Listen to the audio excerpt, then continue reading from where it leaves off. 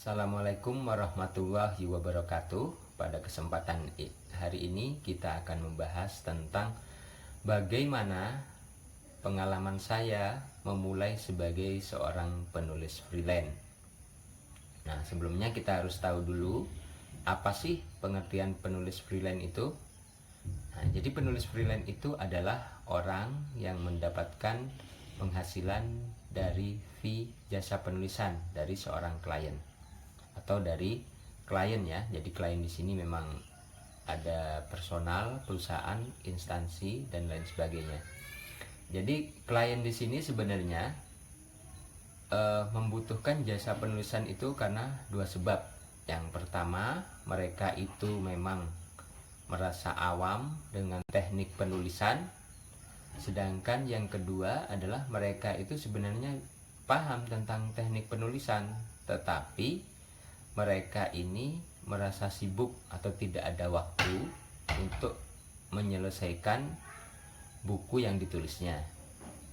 Nah, saya memulai jasa penulisan ini sebenarnya dari sangat awal sekali. Jadi saya saat itu menjadi penulis freelance untuk artikel. Jadi ada sebuah agensi yang membutuhkan artikel ya, yang membutuhkan penulis artikel. Saya masuk di situ.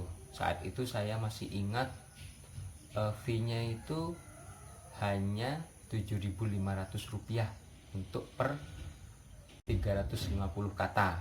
Nah, yang saya tahu biasanya standar sekarang 350 kata itu atau 300 kata ya, itu sekitar 15.000 sudah. Jadi saya waktu itu memulai sekitar di tahun 2010 masih menjadi penulis artikel ya. Jadi dari yang awalnya berapa? Rp7.500 naik ke 15.000, naik lagi mungkin 20-an ribu, 30-an ribu dan seterusnya. Nah, saya mendapatkan kesempatan baru untuk menulis buku itu di tahun 2010, di mana saat itu saya menulis untuk buku sebuah yayasan pendidikan ya, Al-Heriyah atau Yima Jakarta. Saya menulis buku sejarah pendidikan, di mana yayasan ini sudah masuk usia ke 100 tahun. Nah, karena usianya yang 100 tahun ini, saya harus bertemu dengan banyak tokoh di yayasan ya untuk diwawancara. Jadi saya wawancara banyak orang. Nah, dari kesempatan saya wawancara banyak orang ini, saya mulai menemukan polanya, bagaimana cara wawancara yang baik gitu, supaya bisa tergali banyak informasi dari mereka. Nah, alhamdulillah dari kemampuan saya mewawancara orang ini, ternyata selanjutnya dipakai untuk profesi saya selanjutnya, yaitu sebagai penulis biografi. Nah, karena apa? Karena sebagaimana kita tahu, bahan data pokok dalam biografi itu kan dari wawancara ya, bukan dari buku. Jadi berbeda dengan penulisan buku-buku lainnya, untuk penulisan biografi ini kita langsung wawancara, kita transkrip. Nah, baru kita kembangkan lagi, kita olah bagaimana biar menarik, biar supaya ceritanya itu mengalir, supaya mudah dipahami, supaya bisa menggali emosi pembaca. Nah, di situ saya mulai belajar. Jadi awalnya memang dari basic menulis buku sejarah, lalu yang kedua saya lanjut ke penulisan biografi.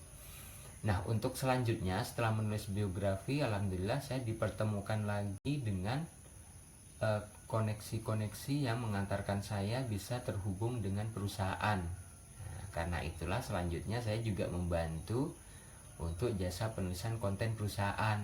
Nah, seperti apa? Seperti untuk penulisan laporan tahunan atau annual report, tentang CSR, terus tentang laporan keberlanjutan, juga nanti ada company profile, tentang penulisan untuk majalah perusahaan dan lain sebagainya. Jadi memang penulis freelance ini jika kita sudah tahu polanya, itu insya Allah itu jalan untuk mendapatkan klien ini terbuka lebar ya, alhamdulillah selalu ada seperti itu.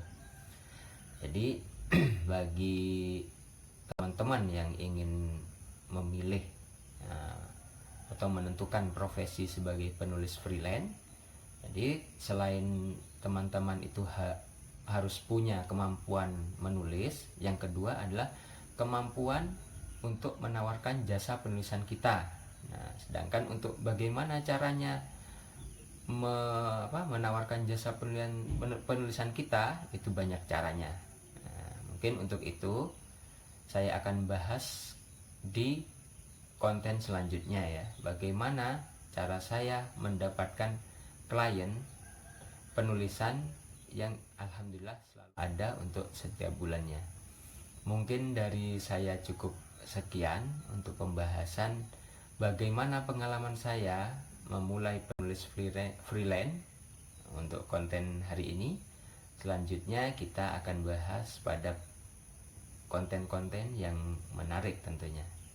Cukup sekian. Assalamualaikum warahmatullahi wabarakatuh.